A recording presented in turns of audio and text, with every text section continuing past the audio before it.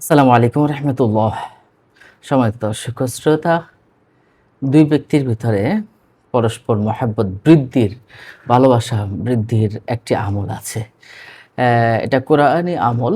সূরা তহার ৩৯ নম্বর আয়াতে আল্লাহ সুবহানাহু ওয়া তাআলা এই আমলটা আয়াতখানা এনেছেন। সম্মানিত দর্শক ও শ্রোতা, যারা স্বামী-স্ত্রীর ভিতরে মহাব্বত নাই, দূরত্ব আছে, তারা আমলটা করতে পারেন। বন্ধু-বান্ধবের ভিতরে যারা আছে তারা করতে পারেন। অবৈধ ভালোবাসা করবেন না। কোরআন শরীফের আয়াতগুলো অবৈধ ভালোবাসায় লাগানোটা উচিত নয়।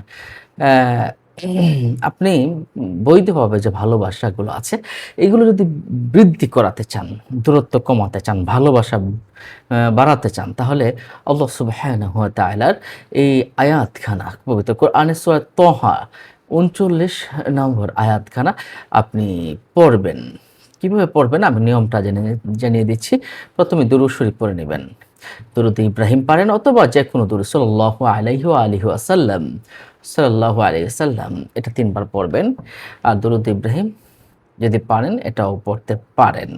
অর্থাৎ যেকোনো দরুদ শরীফ ১ বার অথবা ৩ বার আপনি পড়ে নিবেন।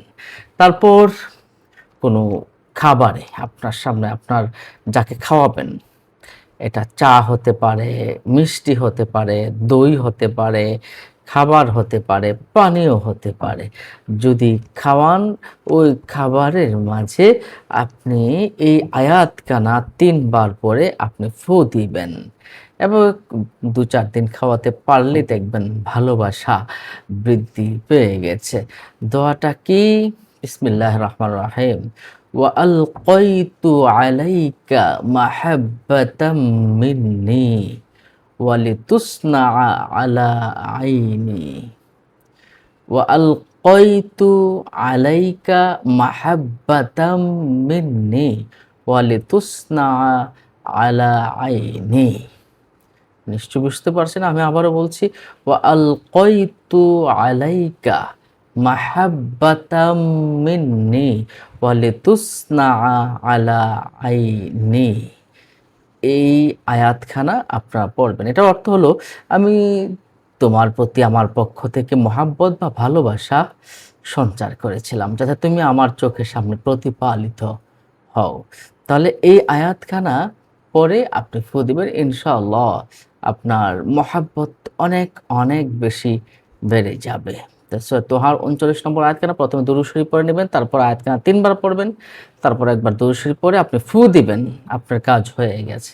এভাবে কয়েকবার করলেই তার ভালোবাসা বৃদ্ধি পাবে। স্বামী স্ত্রী হোক বা অন্য যে কেউ হোক, ভালোবাসা বৃদ্ধি পাবে ইনশাআল্লাহ। অন্য মুমিন মুসলমানকে জানাতে শেয়ার করে দিন। উপকৃত হলে দোয়া করবেন। আর প্রত্যেকে আমলটা করতে পারবেন আল্লাহ চাইলে। ইনশাআল্লাহ পবিত্র কোরআনের আমলের বিনিময়ে আপনি যাযা পেয়ে যাবেন। ভালো থাকুন। এমন ধরনের ভিডিও পেতে আমাদের চ্যানেলটিকে সাবস্ক্রাইব করে রাখুন। আসসালামু আলাইকুম।